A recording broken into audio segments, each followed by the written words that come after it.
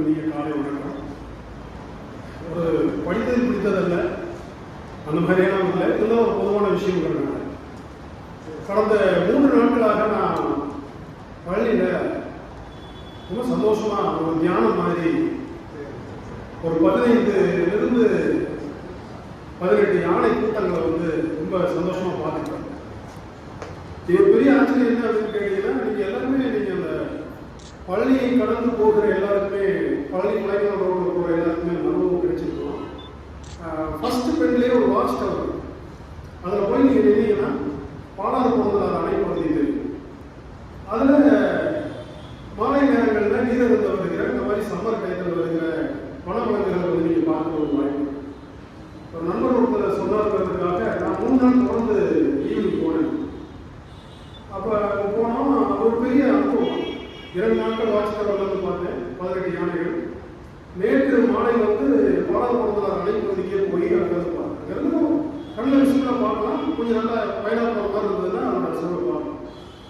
இதில் முக்கியமான செய்தி என்னன்னு கேட்டீங்கன்னா, போன வாரம் அந்த யானை கூட்டம் உங்களுக்கு ரொம்ப வெகு அருகில் வந்திருக்கு. அந்த டேம்ல உங்களுக்கு ரொம்ப இப்படி பார்த்தா தெரிகிற மாதிரியான எல்லாம் வந்திருக்கு. ட்ரோன்ல எடுத்து அந்த யானைகள்லாம் விரண்டு ஓடுகிற காட்சி மிகப்பெரிய வழிகளாக. இதுதான் நம்மளுடைய புத்தி. ஒரு பார்க்கிறோம், அது இயற்கையில் அது இருக்கு. ஒரு யானையை வனவிலங்கு ஒரே ஒரு யானையை பார்க்கறதுங்கிறதுக்கே எவ்வளோ தவம் பண்ணியிருக்கும். காட்டு யானை, நான் சொல்றது கோயில்களில் பிச்சை எடுக்கிற நம்ம வளர்ப்பு யானைகள். காட்டில் இருக்கிற ஒரு யானையை பார்ப்பதுங்கிறது ஒரு பெரிய பரவசமான அனுபவம். காடுகளுக்குள்ள போகும்போது தான் தெரியும்.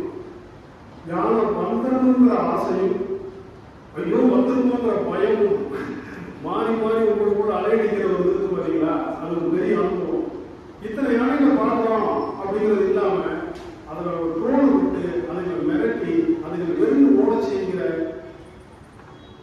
சொன்ன மாதிரி மகத்தான சரி பயிர்களை தவிர திரும்ப வேற என்ன சொல்ல முடியும்.